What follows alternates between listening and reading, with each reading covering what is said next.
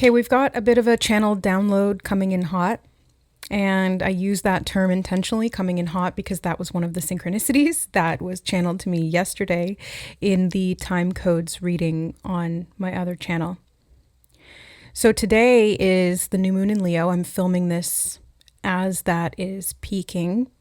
So both the sun and the moon are in the sign of Leo, and it's opening the energy portal to the 8-8 Lion's Gate, the alignment of Sirius, the heliacal rising of Sirius, and all of these other energetic portals.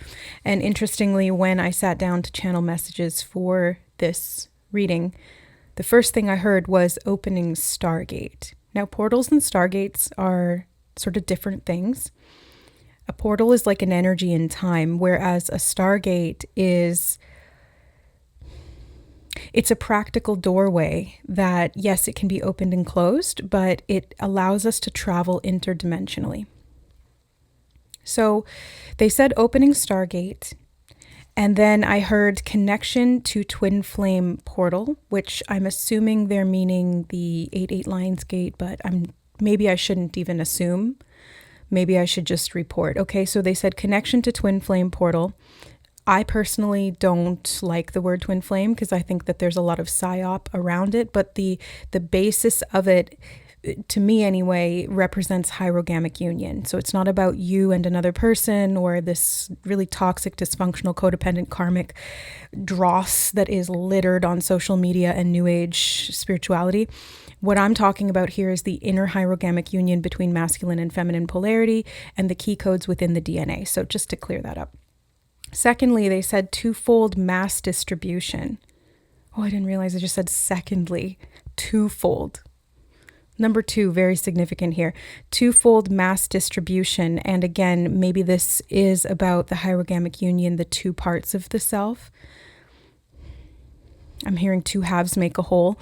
That's why I don't like, yes, spirit is channeling this, but I personally, as the channel, this is the second time this has happened on this channel now where I'm like, I'm a little iffy on the message that they're bringing through, or I'm a little triggered by or disagree with what they're choosing to use in terms of terminology, but I'm just going to bring it through.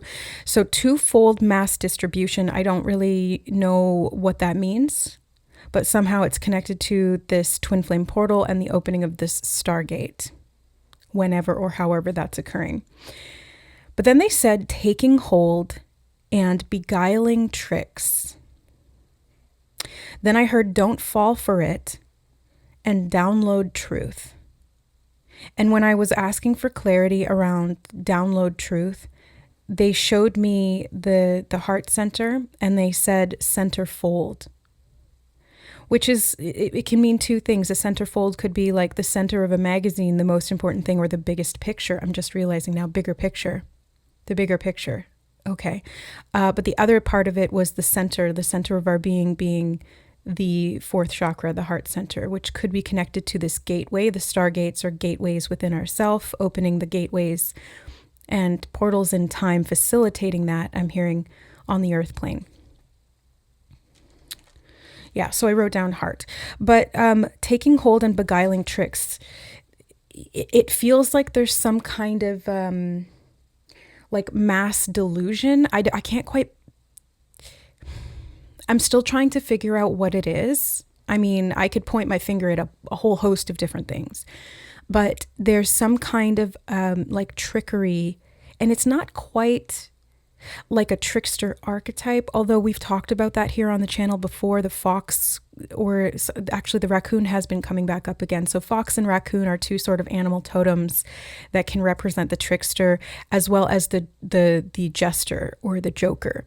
Those are very sort of like quintessential little cues for me saying from spirit, we're dealing with some kind of a trickster energy. Now, the trickster's not always bad. Sometimes the trickster can lead us into territory of the shadow that we need to traverse to be able to find parts of ourselves.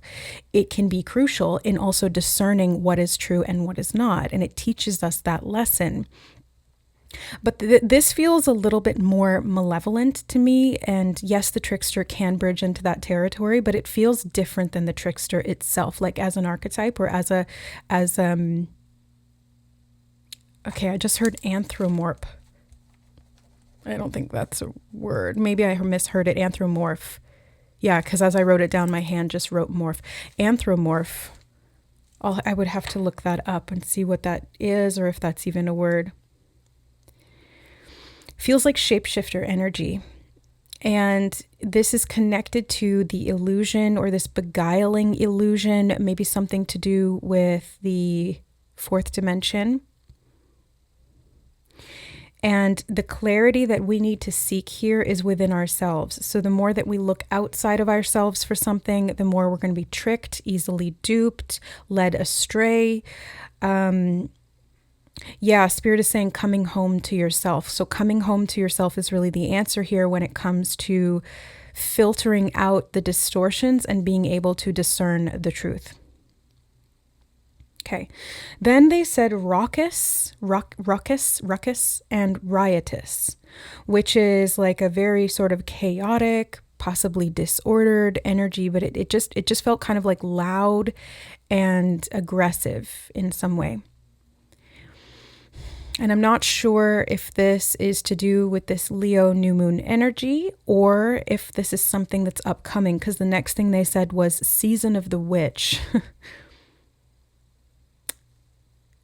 The cards just moved in my basket. Yeah, I was pulling all the cards out to have the ones on the table that I'm going to use today, but I just saw that out of the corner of my eye.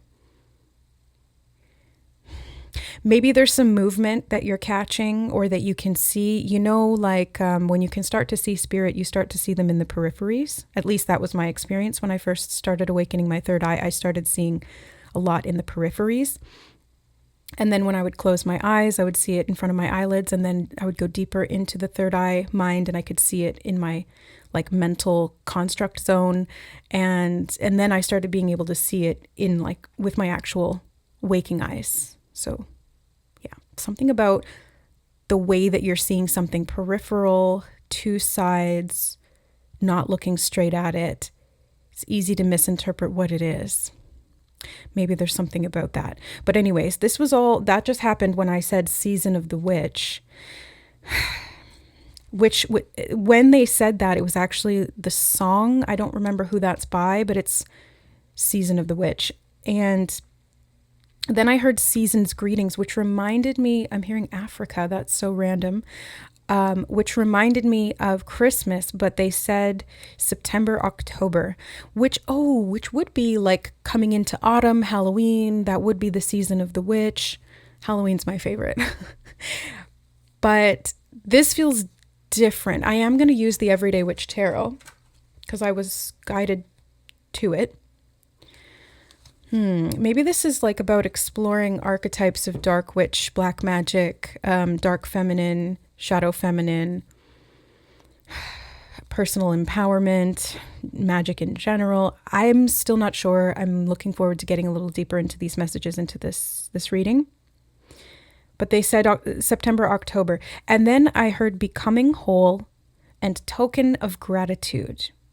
And then it reminded me of attitude of gratitude, like a token of gratitude that we can give or that we can share, perhaps that comes from the frequency of holding gratitude, despite some raucous, riotous, disruptive energy, mass delusion or illusion, distortions in the field, right? Like there's so much kind of going on, and it's like they're saying pinpoint, and they're showing me like dropping a pin, something about a location. Maybe this is to do with grid work, and as light workers, we have to hold the frequency of gratitude, of light, of wholeness, of truth, despite what's going on the outside.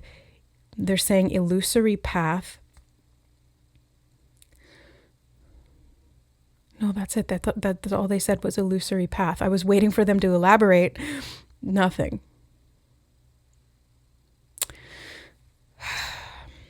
Labyrinth. Elaborate. Labyrinth. That's what came to mind there. And the labyrinth card came out in a reading I did yesterday. So, okay, so we're back in the maze again. And again, the only way to find your way through the illusion or through the maze or through the masses, I'm hearing again, masses, twofold mass distribution. Mass as in physical mass, but masses is now making me think of like humanity. I'm hearing they just said global trajectory. Okay. Something about inferences or timeline interferences. I can't tell what they said there. Inferences or timeline interferences. That's not very helpful, Spirit. They said both and neither. That trickster energy. Oh, how I love it. Okay, so then they said fearless warriors. Fearless warriors. And as they said that, I was shown an image of a person worrying.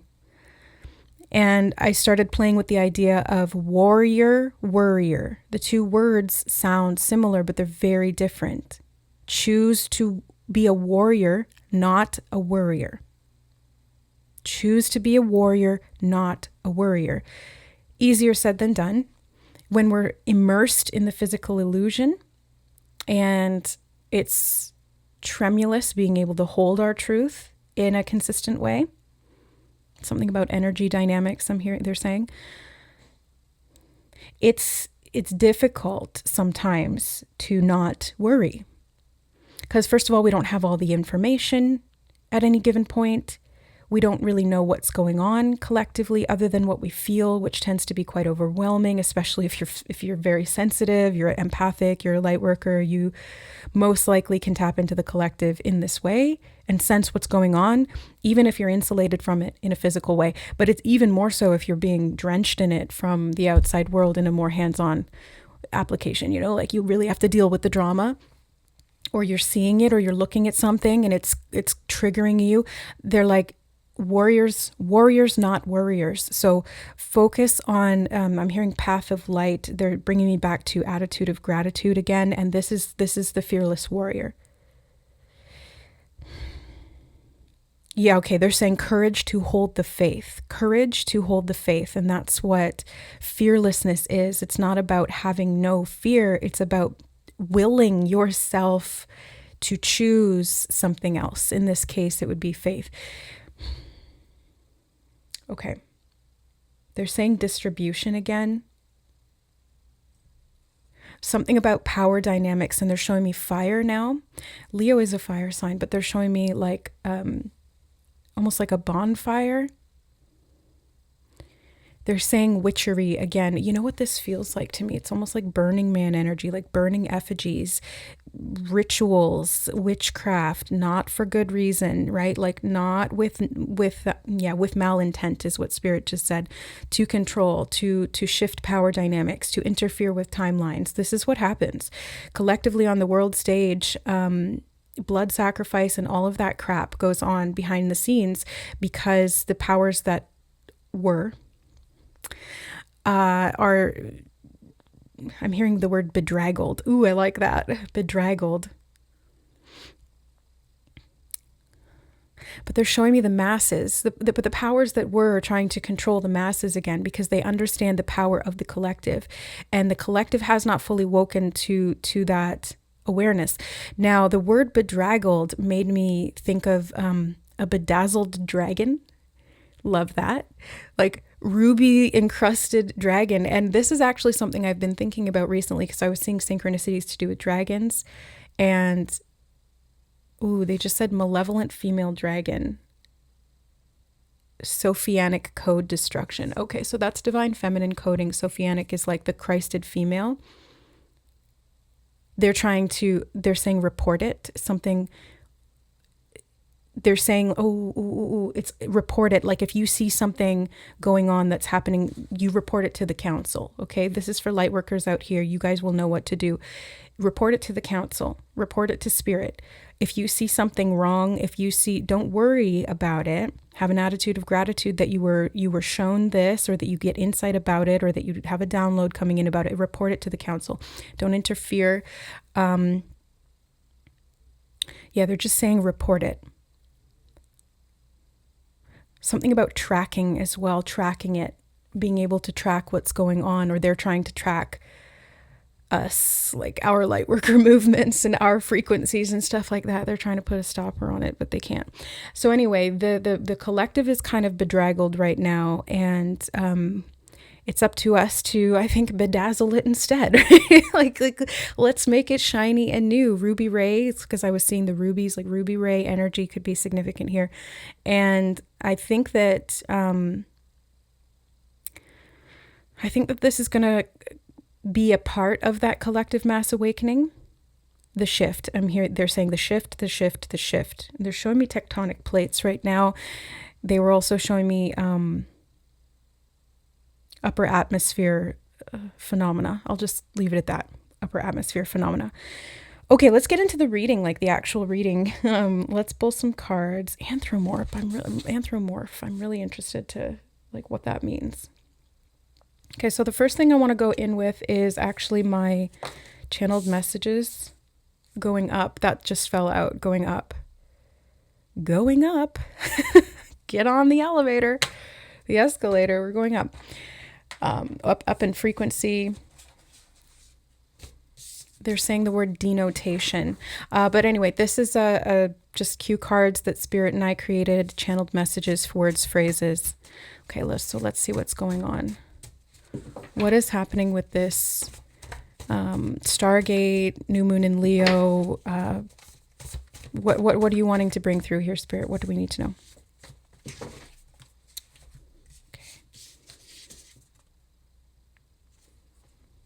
The desert again. If you're not new here on the channel, if you follow my other channel, it's Tarot and Beyond. The desert has been such a pervasive message that's kind of been haunting me for like over a year. Because I was looking back at some of my older videos, and I think the first message that this came up in was, I'd have to find it, but it was like the panther in the desert, or the desert in the jungle, or something like that. Like you're protected through the desert, you're going to get to the jungle. That was the first message. It was over a year ago. And recently we had the unicorn in the desert message come up. And then on my other channel the other day, that initial channeled unicorn desert message came up, I think over a month ago. And then earlier this week or last week, I can't remember, I pulled a card from a particular deck, and it was a unicorn running through the desert. And I was like, holy shit, I hadn't used that deck in a long time.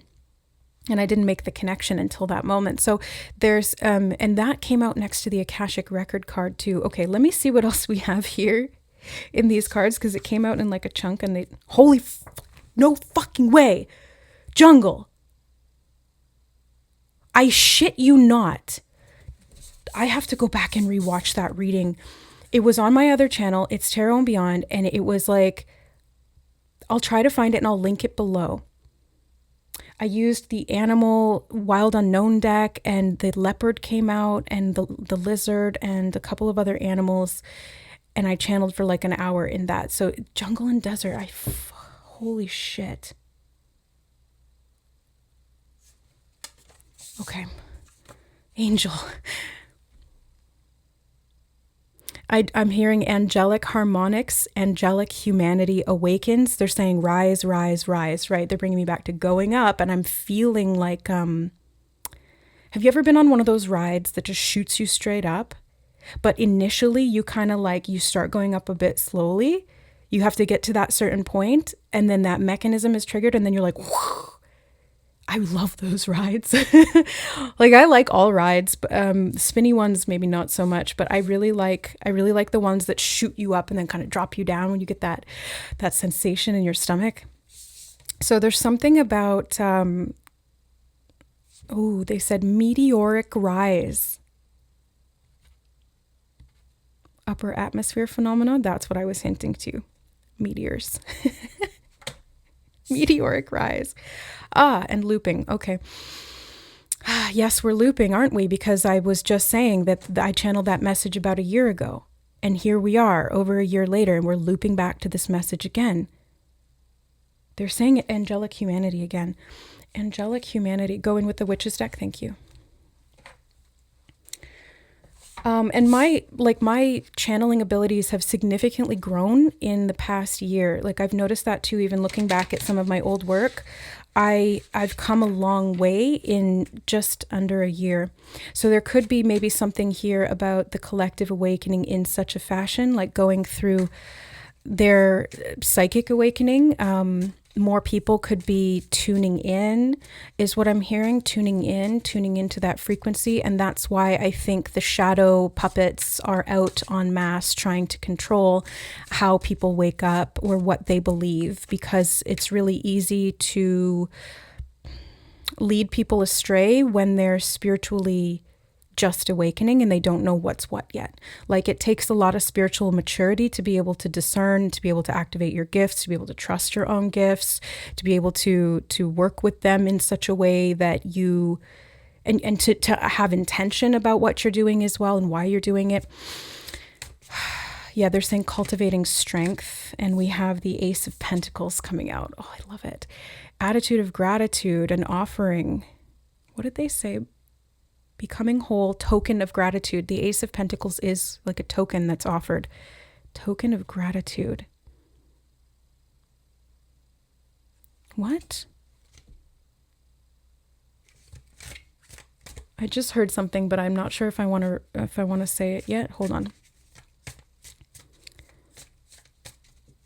Token of gratitude. Three of Pentacles. I've also been getting this message about cross-comparing notes. Like this is one of the reasons that I share what I channel publicly, is because it helps us to cross-compare. And I will let Spirit guide me to certain other channels or readers that I will need their message to basically cross compare, or to see what they're getting, what I'm getting.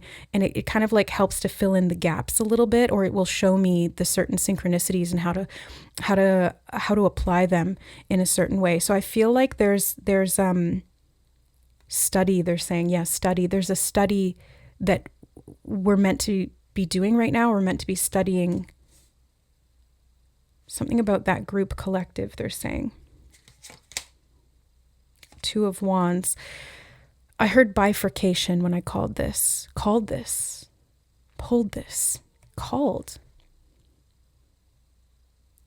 know, when people say I called that, like I predicted it. Again, I got to go back and watch that Desert in the Jungle message, because there's something about that. Maybe I called it back then and this is what's happening now. I don't know. We'll just have to wait and see. I never know how the predictions pan out or play out, or what timelines or what's going on. But the Two of Wands here feels like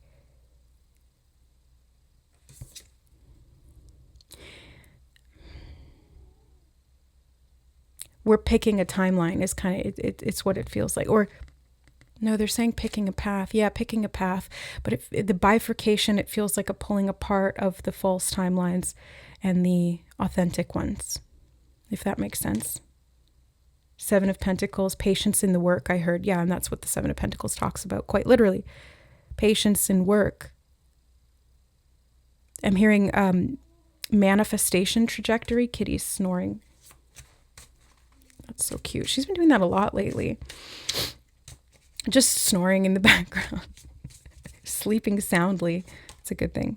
And Eight of Pentacles. I had a feeling Seven of Pentacles and Eight of Pentacles coming out in quick succession as well.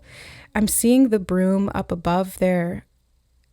Protecting the lintel is what Spirit just said. Protecting the lintel, which is like above the doorway, I think. They said, what's above your head? Do you mean literally? Like what's above my head? I don't know. Or what's above your head? Protecting the lintel. Maybe this is talking about crown chakra or the upper chakras, upper dimensions. Oh, okay. Thank you. They clarified. Protecting the higher spirit. I just heard the word conducting as well. They're showing me a conductor. Magic wand becomes about rhythm rather than about producing something of effect. Hold on.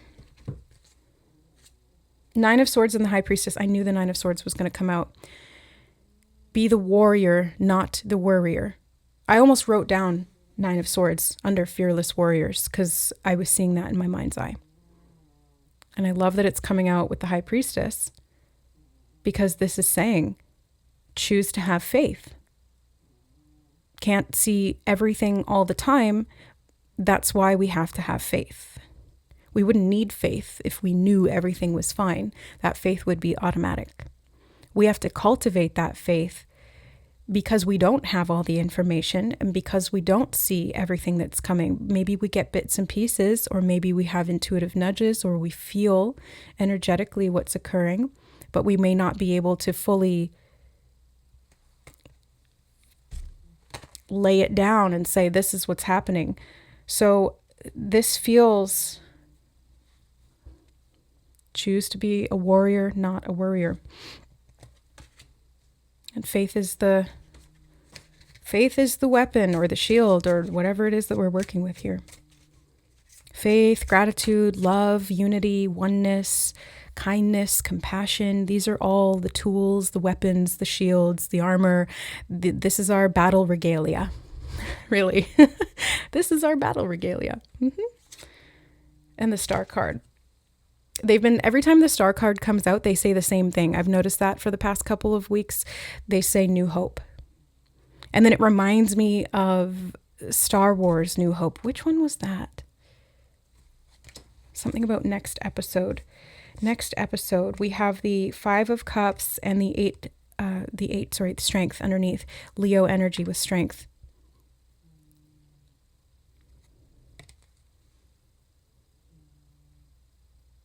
Okay, I did just hear something very specific. They said Lionsgate portal tainted by black magic, the rituals they try to use to usurp. Okay, that's very specific. So to combat that, because any natural portal of time or looping energy can be used for advantage, or it can be used to create a disadvantage, depending on who's using it for what.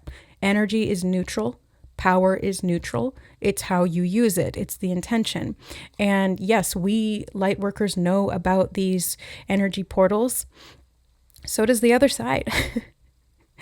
So we have to be aware of who is using it for what. And we have to, I think, kind of like combat that. Again, not with worry, because that adds fuel to the flame. Instead, we have to, they're just saying, yeah, again, with faith,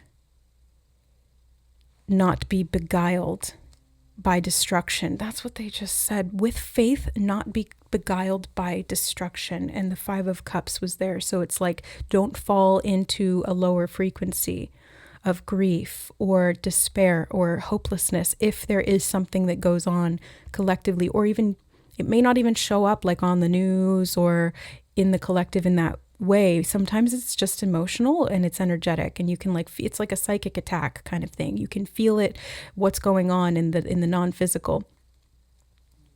And the goal there is that they're trying to keep us looped in those lower timelines where we've forgotten who we are, we're disconnected from ourselves and each other, we don't know what's going on, we feel hopeless, we start creating that paradigm from our own manifestation because that's what we've been programmed to believe, and then it keeps perpetuating.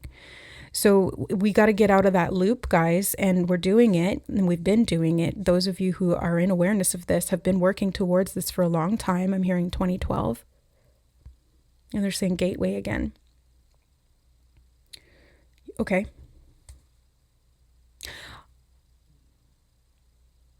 Chichen Itza, I just saw like one of those step up style pyramids in, I'm hearing the word mezcal. I don't know. I think that's like a type of tequila or a plant.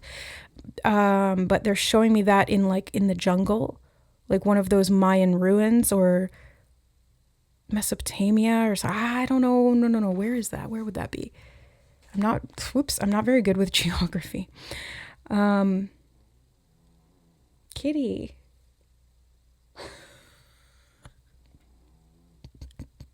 I don't know if the microphone's picking that up, but she's like, okay. They want me to go in with the archetypes deck. Okay. We are going to be doing an extended reading today as well. So for those of you who are on the member side of the channel here, you can get access to that extended. If you want to gain access to the extended reading, you can sign up for the membership. You can do it for a month or however long you want, and it gives you access to all the extended readings. Okay, we have the box. Okay, I heard what's being revealed and what's coming out of the box. Feels almost like Pandora's box, but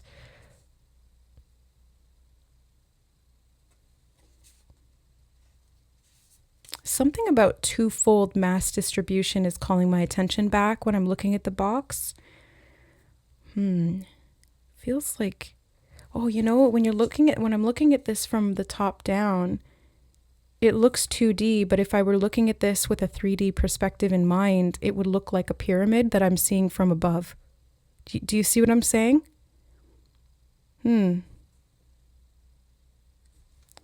Okay, what else? The castle. The box and the castle. There's a square around the eye. Something about four-sided shapes or two folds make a square. We have the kiss. I heard the complex situation. The complex situation and the tear. One more, they said, okay, I've got it in my hand. Let me see. The womb. The tear and the womb. And the tear almost just, I know we had the 5 of Cups, which is like that tear energy. But the womb and the tear made me think of like a womb tear. Because tear and tear are the same word, just pronounced differently. Okay, so tear in the womb space, needing to be repaired.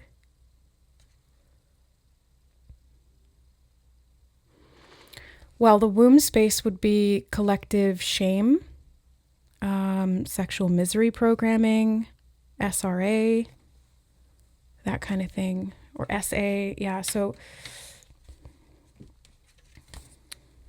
and the temple underneath, the castle and the temple in the box. Okay. They're saying inner temple. Inner temple. And I which one do you want me to look up? Because I got the book out. They said we're going to need it. I haven't read many of these ones before, so which one do you want, Spirit? The box, they said. Okay, let me find that. XLIV. The cage, the rules, the norm. We all live to some degree within the confines of the box. This archetype represents everything that is known, anticipated, and expected. It holds us in place while simultaneously holding us back from our greatest visions. The box is sneaky, insidious, and everywhere, limiting us at the most unconscious levels. This is what they were saying, taking hold and beguiling tricks.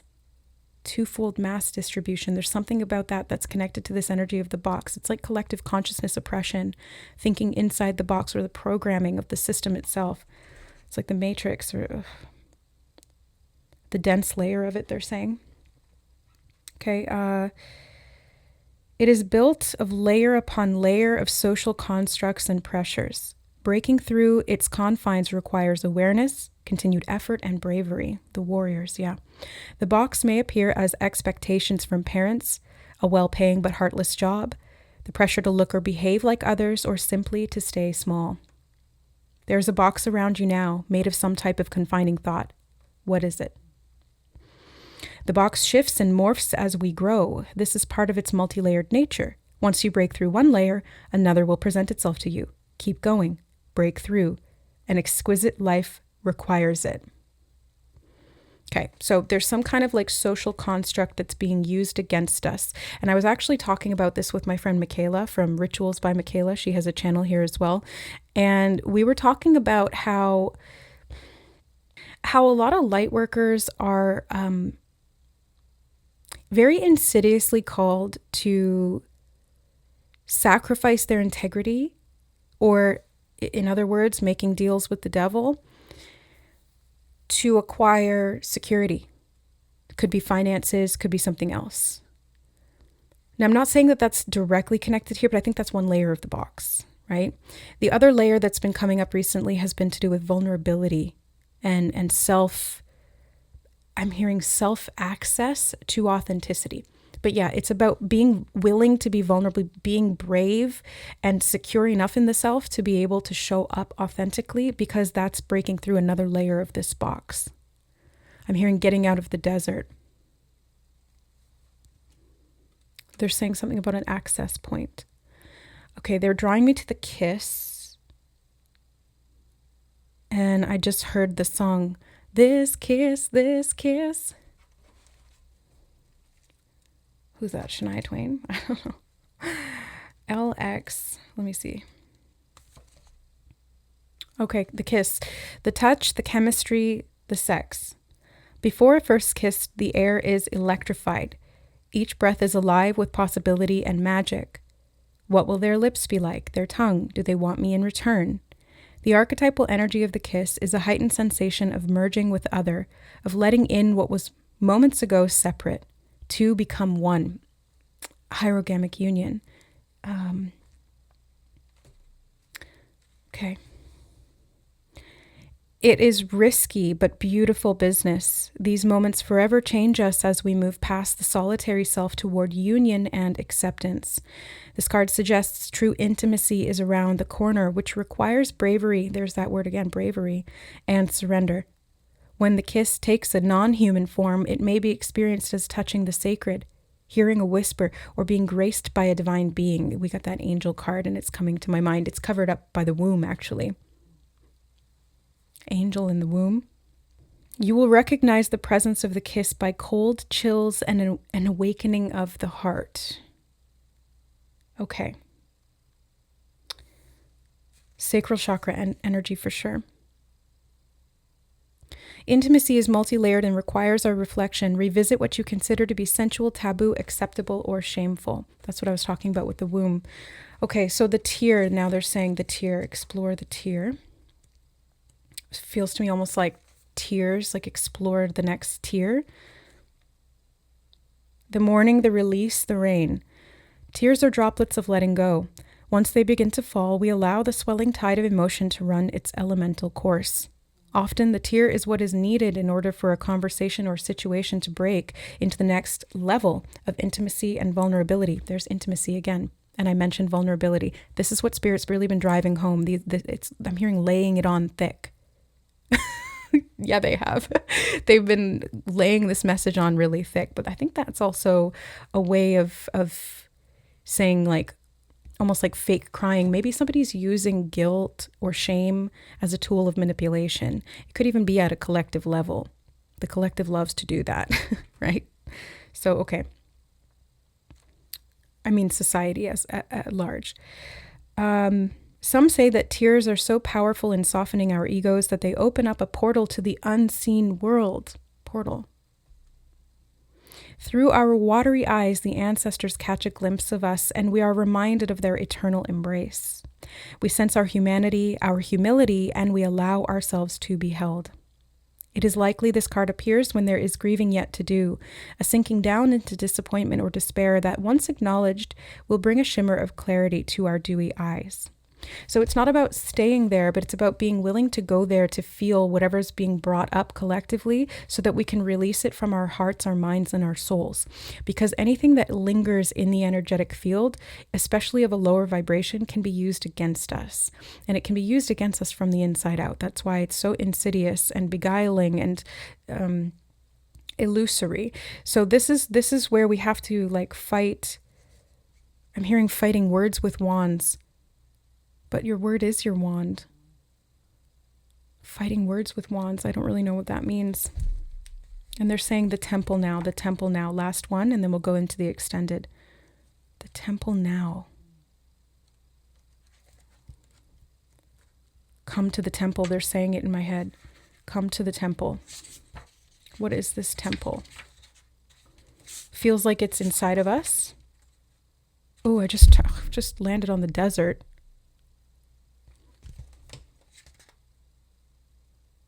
The drought, the wasteland, the badlands. Yeah, that's very significant. Okay, the temple, the sanctuary, the shrine, the altar. When we think of the temple, we often envision an architectural structure in a far-off land. We are quick to distance ourselves from the sacred, assuming we must expend much effort in order to arrive there. Yet the temple is a universal and omnipresent energy, accessible in the highest and lowest, richest and poorest of places. Visiting the temple might be as simple as stepping into the dappled light of the forest, slowly and sensuously kissing a lover, the kiss. They're saying, this kiss, again. Or closing your eyes to travel inward. This card is a call to re-examine what you pay homage to and what you reject. What do you spend your time worshiping? Your phone, money, material goods? I did mention that. What barriers do you draw between yourself and the sacred? Perhaps there is room on your altar for something new, something surprising. Offer it to the heavens. Offer, the offer. That attitude of gratitude, the gratitude that connects us with the sacred within ourselves, our own sacred womb space, whether we're male, female, whatever. It's like we're able to break through that layer of the box. That's what this is. Realizing that there is sacredness in everything that we do, everything that we touch, everything that has been created, even the dark stuff, even the negative stuff, because it's all one. There's no separation. And it's only those who don't understand that operate from separation, that create the experience or illusion of separation. So reverence for all life as sanctuary. And as I was reading that 141 at the bottom, 141 is a repeating sync for me. It's been going on for years. But I was thinking about how even the desert can be a temple. Jesus walked through the desert, so they say, right? And it's like a form of spiritual pilgrimage. On the shadow side of it, it can be about like self-chastisement or the shame that drives us into these barren lands thinking that that's what we deserve, or the experience of not having enough and the subsequent grief, disappointment, or helplessness that's connected to that as well. So again, we have to kind of like explore these dynamics to go a bit deeper into the understanding of them so that we can put work into the energy that we actually want to create on this earth. And I'm seeing that with the star card, as above, so below. So we're anchoring the higher frequencies as we do, right? This is nothing new.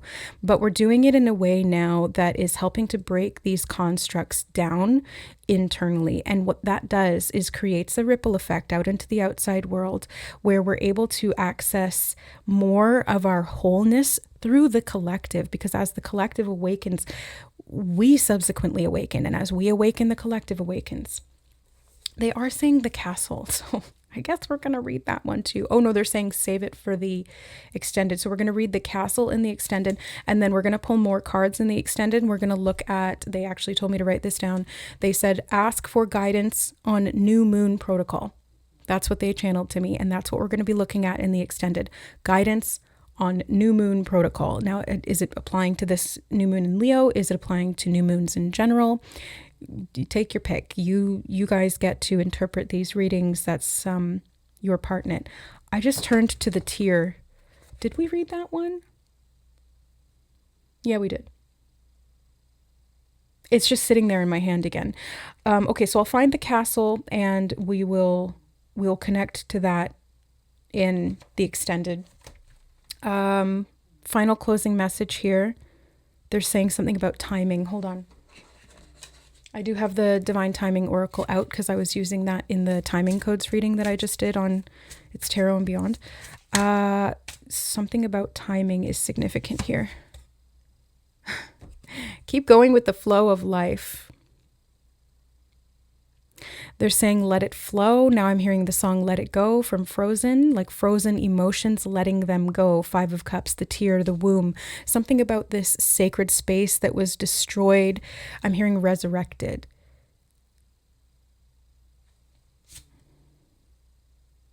Not the right time yet. They said one more, it's sticking out in August. I knew it. August is the 8/8 Lionsgate. And it's not just on the 8th. It's the alignment of Orion with the pyramids. It's the heliacal rising of Sirius, the star Sirius. So it's like our spiritual North Star kind of thing. And It's taking place now. This is like the activation point, and it's going to go all the way until like mid-August is the energy that I'm picking up on, like August 15th-ish. So it's not the right time quite yet, but you're being prepared, especially if you're seeing this before that point in time. If you're seeing it after, they just want you to have retrospective awareness, which will also help to clear the template. I'm hearing clearing the template.